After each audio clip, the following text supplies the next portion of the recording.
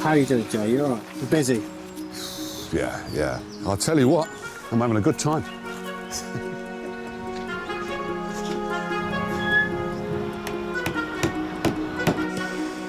In the repair shop today... The wear, the patina, the age, I absolutely love it. I've got various potions, but at the moment I'm just starting with the most gentle approach. Dom and Suzie must go the extra mile to save a pair of motorcycling relics. If I do make a mistake, I will have to start all over again, and I'd really rather not make the mistake. The neck is broken and it's a really bad break. And Will summons his surgical skills for a hobby horse that's hit the skids. It is quite a difficult bit to patch, really, because the wood isn't very thick, and I'll probably have to replace this piece here.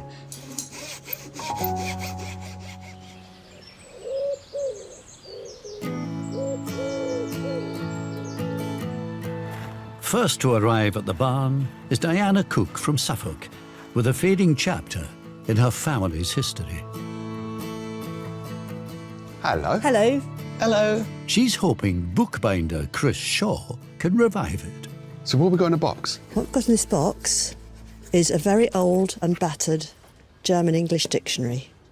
Wow. So you're German? And my mother was. My mother's name was Margot. OK. She was Jewish. Right. And she'd suffered dreadfully, her whole family suffered dreadfully from 1933 when Hitler came to power.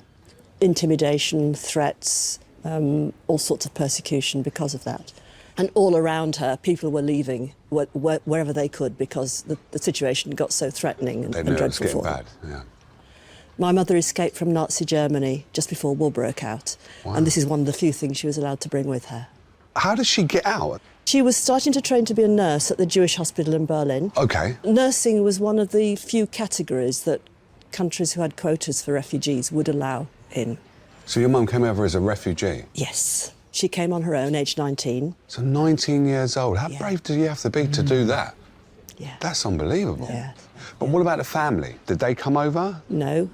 Once war broke out, she didn't hear from her mother or her two younger brothers again. All I know is that there is a file note somewhere in a German archive which says deported to the East, 1942, and deported to the East is a euphemism for concentration camps. They were never found. Never found? No. Somehow she managed to get somebody to guarantee her in England, found her a place to carry on training as a student nurse. She carried this dictionary in her apron pocket at all times because she spoke so little English. So she was able to point to words in German and say, you know, this is what I'm looking for, or the other way around. So she learnt English through the dictionary almost? She said that it was a lifeline as a student nurse. She had to use it so often, that's probably why it's worn out. Yeah. And how long was she a nurse? All her life, until she retired at 60 or 65, yes. What commitment. I think it's amazing, isn't it? Yes, yeah. So how did this book come to you? Well, my mother died in 2014, and I found it amongst her books and papers. And I picked it up, then it fell apart in my hands. Oh, no. That's not good. No. But yes, it's actually, you know, it is, a lot of the spine is broken completely, and the boards have come apart. Oh, no, it's fully apart, isn't it? Yeah. Wow.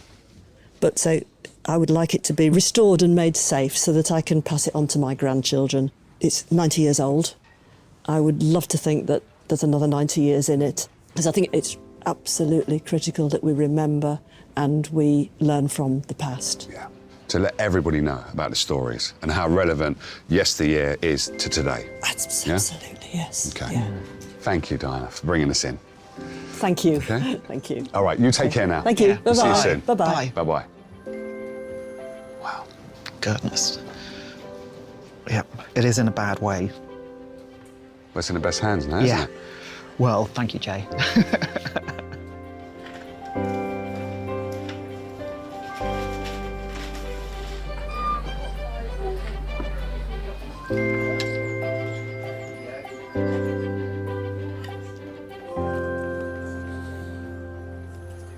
This is a small book with a big story, but equally a small book with some big problems.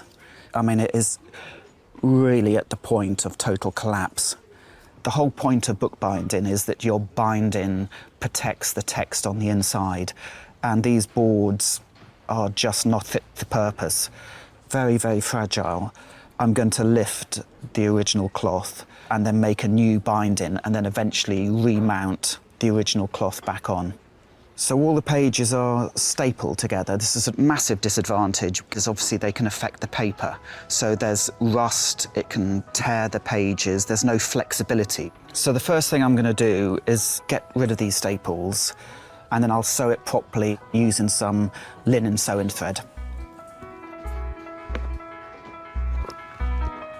I've got to lift up the little arms of the staples, remove the cloth, and then the pages will be free. What I do like about it is the regimented way the staples come up. Hands up, who likes Morris dancing? They've all put their hands up. That's not me, it's the staples saying it. By re-sewing it properly, the book is going to be saved. I'm going to be able to hand it back a more secure book for the future. Yeah, I'm really quite excited about the next stage.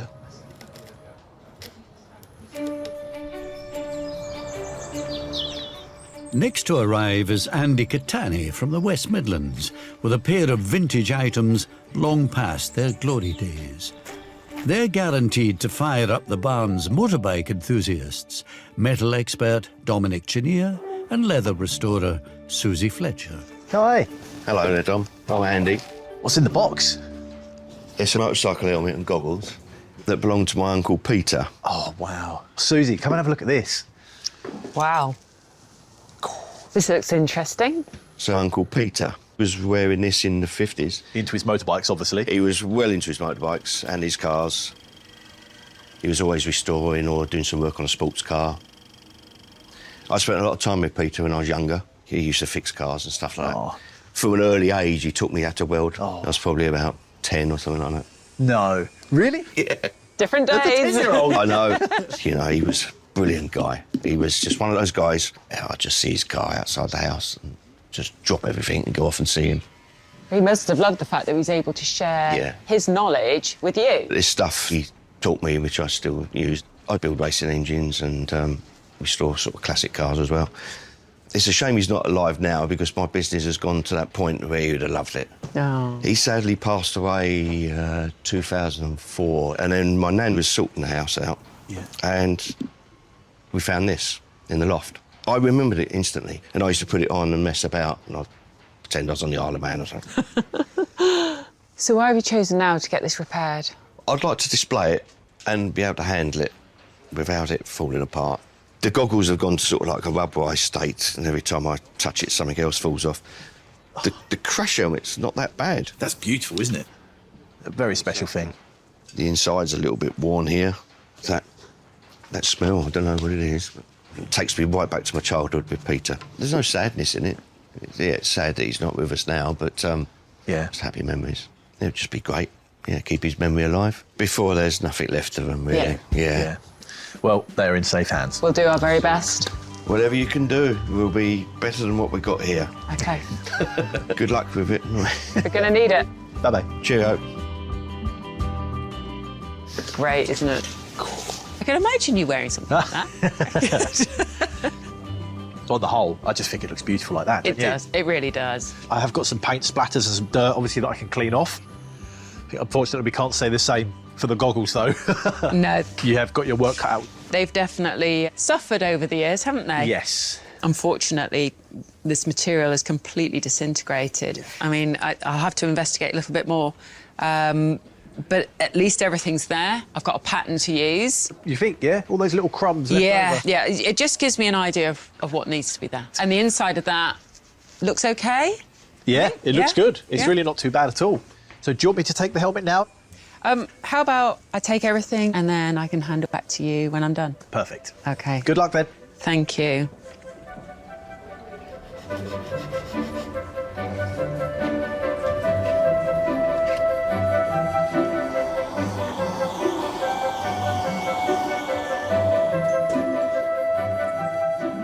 These are lovely. I find The goggles, particularly fascinating. The design work, I've never seen anything like it before. And this helmet, I mean, this is just obviously a helmet of a certain era. It's made of cork.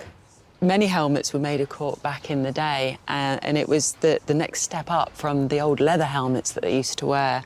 A wonderful design, but a little outdated in today's world. There is evidence that it's had a life of use. It started to erode where the press studs on the outer have worn through. This sort of protects the ear, and I'm going to have to think of a way to repair this. But just looking at the overall condition, it's fairly intact. The goggles, on the other hand, they are the challenge. This is all leather here. It just could do with a really good clean. The outer part here is sort of like an old neoprene, a rubber compound that would be there to protect the wearers. It's like a padding. And over time, it's sort of crystallized and pieces are even coming off. So the first thing I'm going to do is remove it and replace it. The key here is keeping it in shape so I can use it as a guide when it comes to making a pattern. I'm just snipping away at these threads. So we tend to go in quite gently. There we go. So that's the first little bit removed.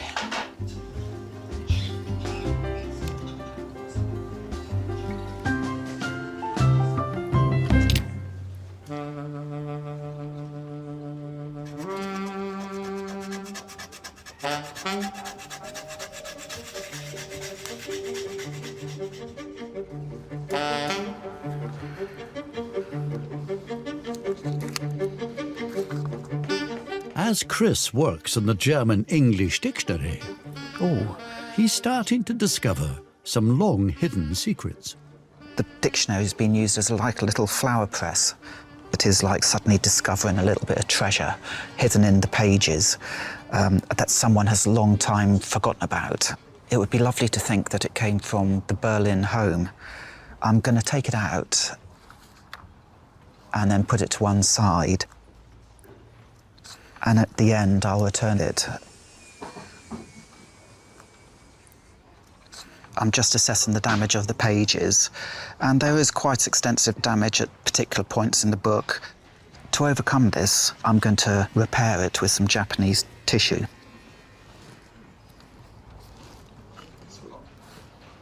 Japanese tissue is very, very specialised and just a beautiful paper to use. It dries and creates this amazing sort of bond to the paper, and so you can then sew it easily. As a craftsman, it's just a really beautiful feeling when you do work with really lovely materials. It's a joy.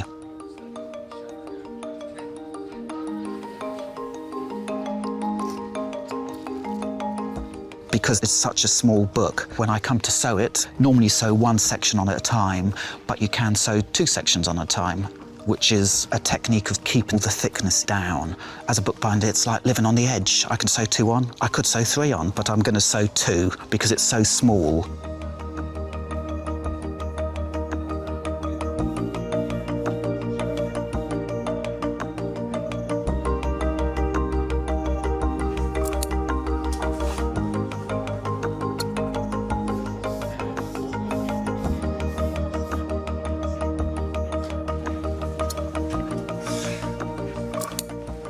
This is a linen thread, and they come all in different sort of thicknesses.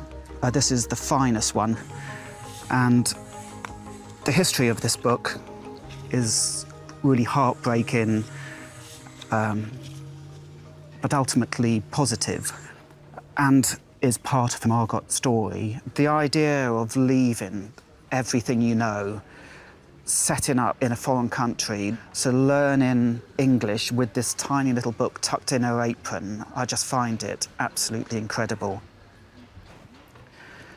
So once all the sections are together, I can then move on to the fun task of making the outer covers.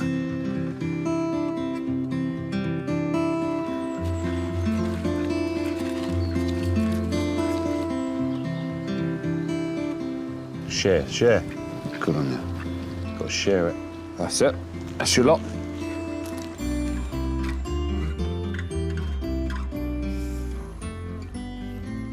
So the book's all sewn. It does feel really, really nice. It opens beautifully. So now I need to get on and make a new case, which is, nerd fact, it's the outer cover. But I'm not leaving anything behind. The motto of every good bookbinder. I've got a really good colour match on the new cloth that I'm going to use.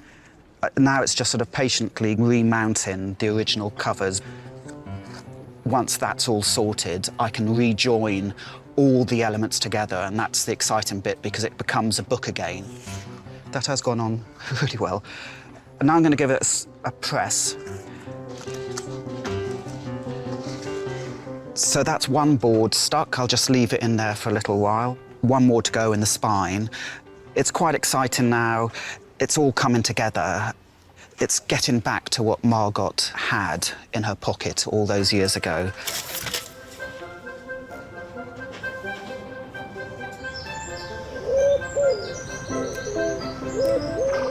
The barn's next arrival, Michelle Turner from Brighton, has a prized childhood toy she'd love to see revived. It's a job for wood restorer Will Kirk. Hello there. Hello. Welcome. What is this? It's a kind of broken hobby horse. What have you done to it? I think something happened to it when it was stored away. It fitted together like this, with the handle through there, and it's kind of snapped. However, some of it isn't there anymore. How long have you had this for? My grandfather, who I called Pop Pop, he made it for me for the Queen's Silver Jubilee and the street party and all the celebrations. I dressed as the Queen in the trooping of the colour kind of uniform, and I rode on the horse. Was there life for this after the Jubilee party? Did you play with this with your friends at home? Yeah. So when my friends came round, of course, it's only one of a kind. No one else has got a horse like this one. So we all played on it, cowboys and Indians, up and down the road. I lived on quite a steep hill, so racing down was always quite fun, but racing back up again wasn't. Not so much fun. That must be quite nice to have something that your Pop Pop made. Oh, yeah, definitely, yeah. He was a massive part of my life. My mum worked Saturdays, so my grandparents had me most weekends, but my nan was a nurse, so she went off working, and I was lucky enough to have him all to myself. The apple of his eye. Yep, me and my Pop-Pop would get up to mischief, and we'd just be silly all day. He used to play the runaway train. I used to hang on to the back of him and he'd play the harmonica and I would choo-choo around after him. Very similar to riding the horse. Why have you decided to have this fixed now? Because I had it for the Silver Jubilee and it's the Queen's Platinum Jubilee coming up, and I thought that it would be really lovely to have it fixed again and hopefully to have a little party in my school because I'm a teacher and the children can all have a go. They were all very sad to see the horse in this state. Yeah, I mean, it must be quite tragic to show that to a child. What would you like me to do? Fix it. I guess make it pretty, make it look loved again. From here, I can see loads of tiny holes. I've got a feeling that could be woodworm. Yeah. Because they shred wood completely and make it incredibly brittle. So that could be the reason why it's broken. I love the mullet. Yeah, it's great, isn't it? Good hairstyle. Yeah, lovely. I can't wait to work on this. Leave it with me, and I'll see you very soon. Thank you. Bye-bye.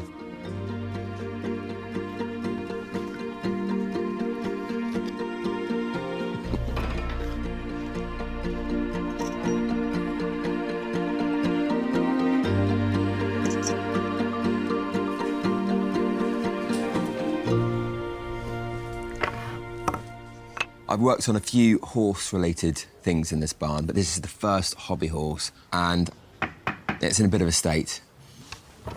You can see here where the handlebar goes, the neck is broken, and it's a really bad break. There'll be a lot of stress with pulling on the handlebars, and I think that's going to be a really tricky fix. I need to remove a lot of this damaged wood here and splice in a new piece of wood. Once I've done that, then I can paint it to match the rest of the face. I also need to do something with this. I think this is a piece of oak, and if it is, I shouldn't really be able to easily balance it just on my fingers like that. Underneath here, there's a labyrinth of woodworm holes. The woodworm has done a bit of a number on the inside. They've almost chewed through and excavated so much of that wood that it's made this really light. The only real way to make this stronger again is to sand back this coat of paint and soak this with wood hardener. Before I can deal with the woodworm, the paintwork and the mullet, I need to get that broken neck off and take off the wheels.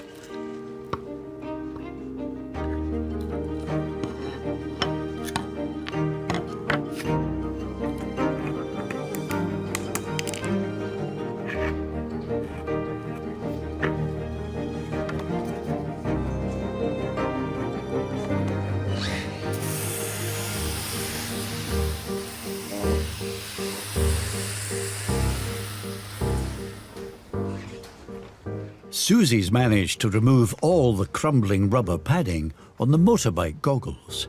Now she must find a way to faithfully recreate it. The neoprene that I've removed is actually missing various sections, and symmetry is going to be really important. What I need to do is create a really clear pattern. So the first thing I need to do is make sure that I've got a really good, crisp outline of the goggle shapes themselves. I'm just going to use this crayon. If you've ever done brass rubbing as a child and put paper on and rub the crayon on, it's exactly the same thing.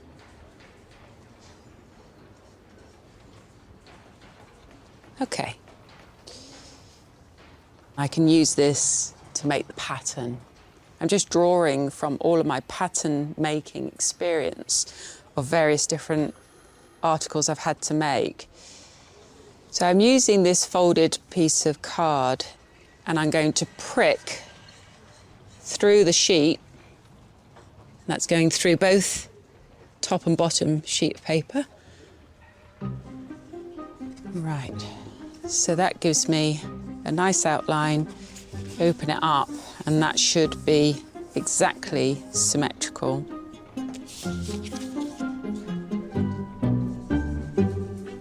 So now I've got the shape of the goggles, I'm now going to make another pattern that will be cut much bigger for the neoprene itself.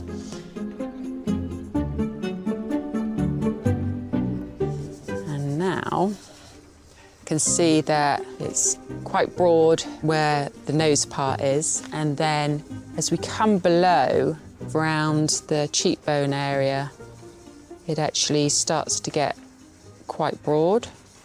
I can see in my mind's eye the shape that I want. I'm getting there. Okay.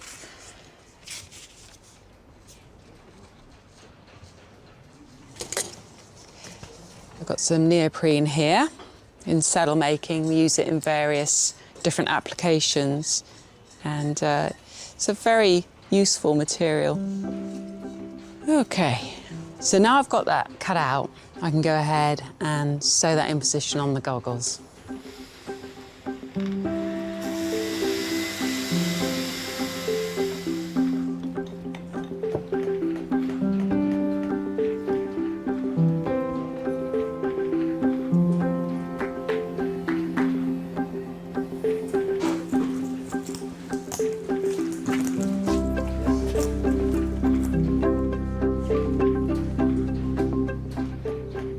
Neoprene has a tendency to grip onto the needle, and that's why I'm using the pliers. I want to be very gentle. I'm just going to tie that off. So that was the relatively easy part. Now what I've got to do is cut out the neoprene so that we can actually see through the goggles. And this is where I have to be a little bit careful. If I do make a mistake, I will have to start all over again, and I'd really rather not make the mistake.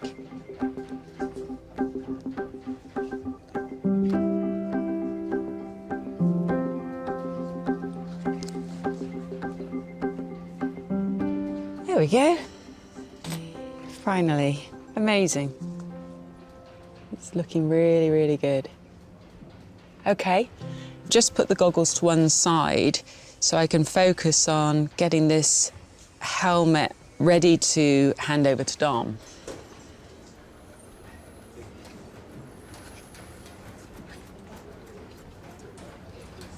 Just putting a couple of repair patches where the studs have worn through.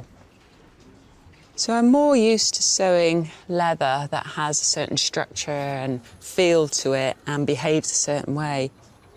The lining fabric is like a brushed cotton. I went to the teddy bear lady's collection of material and I found that they got some fleece, so happens to match really well. So it's always good to have useful friends in the vicinity. And I've got prime viewing here. I watch how they repair those teddy bears. And so I'm going to use the same technique. Got this lovely little mesh, and that will give the fabric something to bind to, and the stitches will hopefully hold a lot better. So what I'm going to do is just roll this edge underneath, and then I can stitch that down into the mesh. So this technique is working really well, and I'll be able to use the same on the other areas that need repair.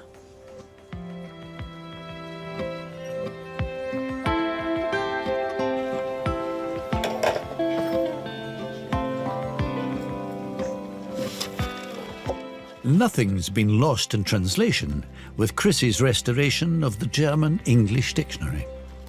It's always nice at this point because all the elements are coming together and I'm on the home straight now.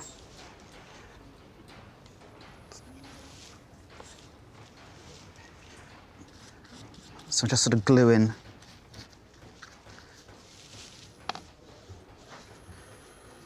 and that's in perfect position. That's all stuck down really nicely. Now I'm just going to give it a quick press. So I'm really quite looking forward to Diana's reaction to the dictionary.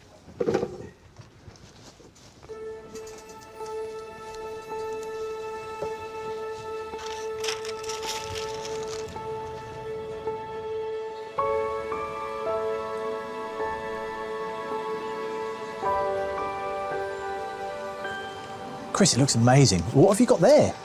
Well, when I went through the dictionary, I found these lovely little pressed flowers. Pressed flowers, oh, amazing. So I'm just going to replace them. God, imagine how long they've been in there. Yeah, they're perfect.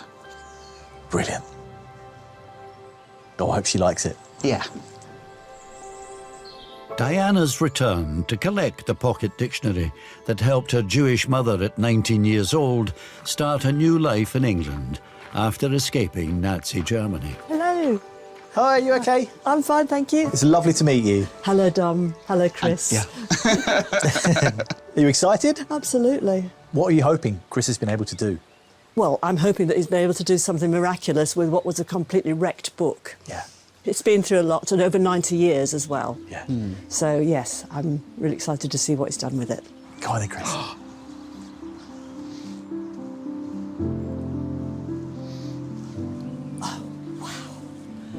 Oh, golly, that is just amazing. You are so clever. It was completely wrecked. It's absolutely incredible. Wow. Oh, it's now usable. It's strong and it'll last. Thank you so much. It's nice to be able to hold it now. Yeah, absolutely.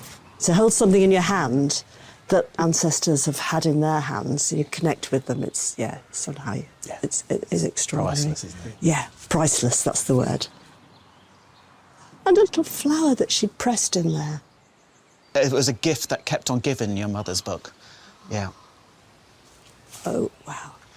I'm so thrilled that I'd be able to have something to pass on to my grandchildren. You know, right now, when the world is, we've got more refugees, people leaving everything they love, everything they're familiar with, taking a few possessions with them to start a new life. It's exactly the story of Margot leaving Berlin. I'm thinking about my grandchildren. I'm just hoping that they will understand something of their heritage through things like this. Yes. A small book, but just a massive story. Absolutely. Well, it's been an absolute pleasure meeting you. Thank you so much. Thank you. I'm really pleased. Bye-bye. Thank you. Bye. Bye-bye. Bye. Oh, Chris, well done. beautiful. Yeah, that book is just... Thank you. When parents have died, you don't just inherit stuff, you also inherit stories, and then you become a guardian of those stories. The stories that my mother told are now mine. I own them. I've got a responsibility there to future generations to make sure that they're retold.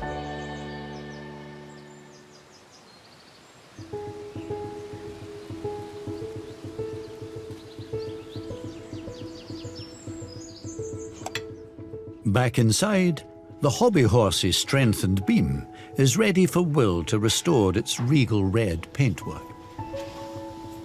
Now that is a satisfying red colour. It really is an identical match to the handlebar, which is fantastic. But it's also nice to see the surface without all those woodworm holes and feeling so much more secure. I'm almost there with the paintwork.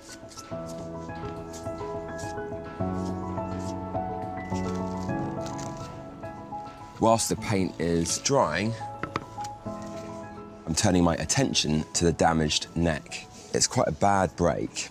I think I'm actually missing a chunk of wood from the back of the neck around here, so I couldn't just glue this back as it is. I need to reinforce that damaged area. And I think what I might do is chop that back, and I'll probably have to replace this piece here. Right, I'm gonna start surgery on the horse's head now.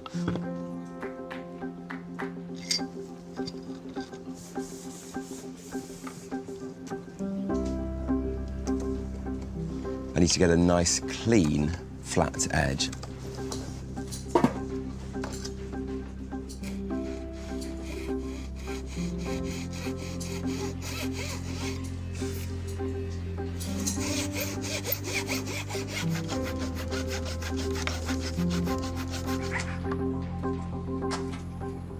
Now that I've removed the damaged wood, it is quite a difficult bit to patch, really, because the wood isn't very thick. You can't really add screws or wooden dowling in there. I think I'll be able to get a better, stronger structure if I join the new piece of wood I'm going to make to the rest of the head with a lap joint. And the way that works is I'm going to cut out a slither of wood from one side of the horse's head and a slither of wood from the fresh piece of wood, and they overlap each other. I mean, it's almost like a jigsaw puzzle, really. Bit of glue in the middle, you've got a very strong joint.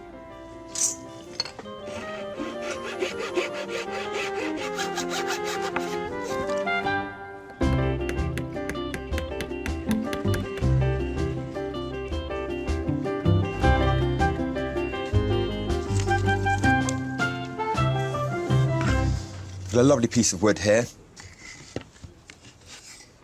I've made one side of the new lap joint.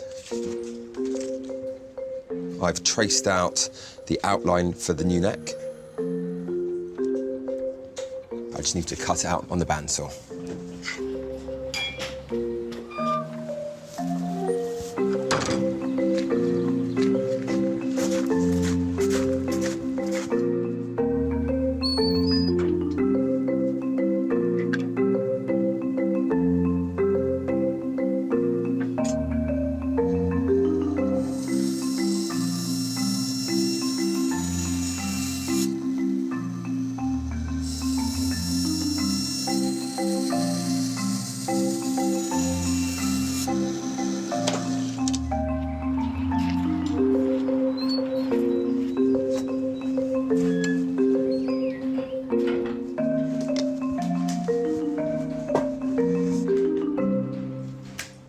There we are.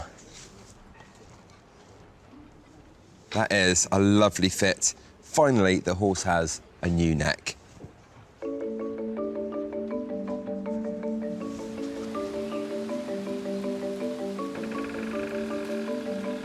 Dom's getting into gear for his part in the restoration of the motorbike helmet. Suzie has done such a nice job of the interior of this helmet. It's lovely.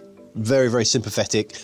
It's still got that age, literally like somebody's just taken it off. They've just finished the race and they've just popped it on the side. I absolutely love it. I need to tackle the outside, but to be honest, I really don't want to do too much. I just think it looks beautiful like it is. The wear, the patina, the age. Really what I need to do is clean this surface because there's some bits of paint here that's been flicked over the side, which are not relevant to the wear of the helmet. Like, that wouldn't have happened whilst riding motorbike. That's obviously happened whilst in Andy's workshop or something like that. Right. I've got various potions I could use, solvents and things like that, but this compound is very, very gentle. And I'm being very gentle, just applying it by hand, just starting with the most gentle approach. I'm going to be very careful when I work my way around and get near this BSA logo on the front. It's really nice sitting looking at this, because I've got a BSA of my own in the workshop. It's got a gold star, I've got a golden flash, and I absolutely love it. It's my pride and joy. Yeah, look at that. It's removing a lot of dirt, which is great. Very pleased to say that this compound is taking these flicks of paint off perfectly. There's no other major areas that are as bad as that, so I'll just do a very light clean over the rest of it and then give it a wipe of oil.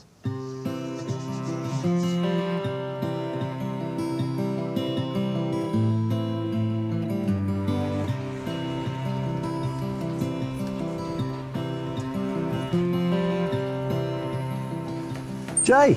Hello. Look at that. Perfect. Isn't it beautiful, isn't it? Yeah. Suze, how we doing?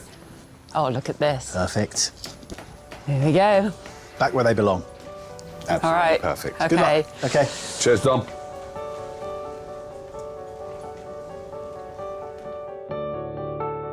The tattered goggles and helmet personified Pete's love for anything with an engine.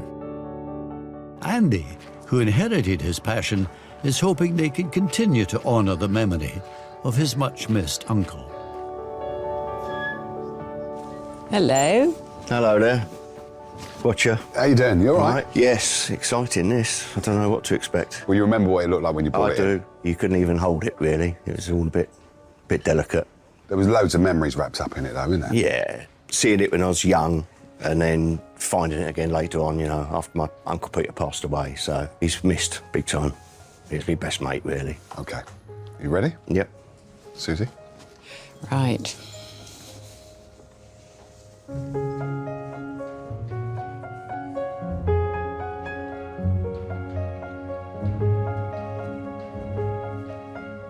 Yeah, that's pretty good, isn't it? That's ridiculous, actually. Yeah. I couldn't touch them, could I, you know? No. Yeah, no, that's great. Thank you. Thank you very much. Yeah. Look at that. There you go. Go on. Yeah. Perfect. No, good. I can guarantee you this would have done 100 mile an hour with my Uncle Peter. Yeah. No, you've done it proud. You really have. Does it still smell? Yep. Yeah, it's got the same smell. Definitely. That's exactly what I wanted. He didn't like stuff not serving a purpose. He'd be proper proud, I think. Yeah. Yeah. Yeah. Andy, thank you so much for bringing them in. I've really thoroughly enjoyed working on them, and I think you've just got something so beautiful to remember your Uncle Peter by. Yeah. So they're yours now. Yeah. Take them home. Thank you very much. More than Okay. welcome. Thank you. All Bye. right. Bye. Oh, bless him. Lovely. Made up. Yeah. A lot is going through my head about Peter. I think about him all the time in a way. I haven't got much of his, but having these, it's just the icing on the cake, really. Yeah, always have him in my memory.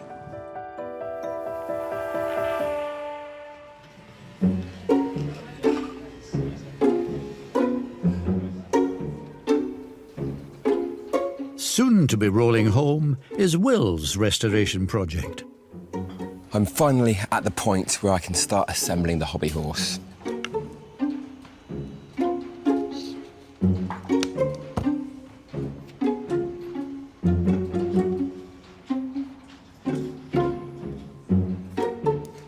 Well, that's the head on, and it is a massive transformation. Just need to get the mane on.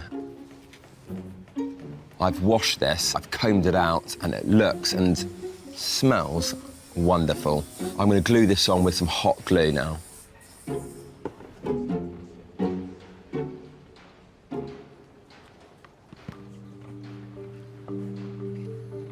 Already, he looks like a real handsome chappie. Look at that. So much volume in that hair.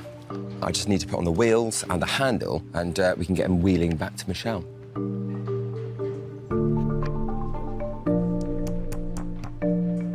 Handcrafted in the 1970s for the Queen's Silver Jubilee, the hobby horse was a firm favourite, but time saw it fall by the wayside.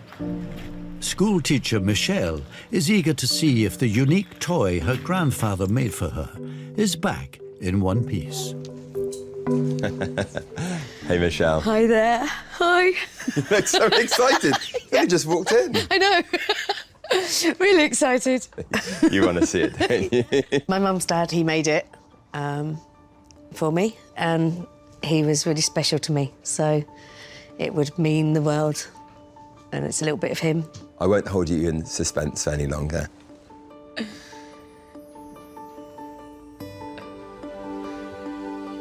Oh my God! Oh wow! All the holes have gone. Oh my God! You've done such a good job. Oh, it's amazing. It's really, really amazing. It's bringing back memories to me. It's made by someone very important. He was a massive part of my life and looked after me lots. We had lots of fun. Yeah, thank you. It's a pleasure. Did I just take it off? Yeah, go on.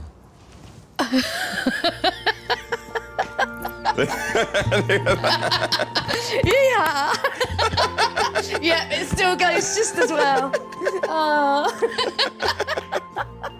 It's amazing. Thank you. It's been a pleasure to work on.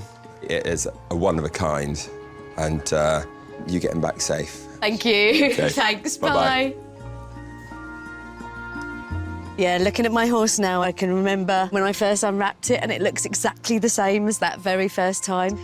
Riding it, it just brought back really, really happy memories. If my Pop-Pop could see it now, he would be absolutely amazed.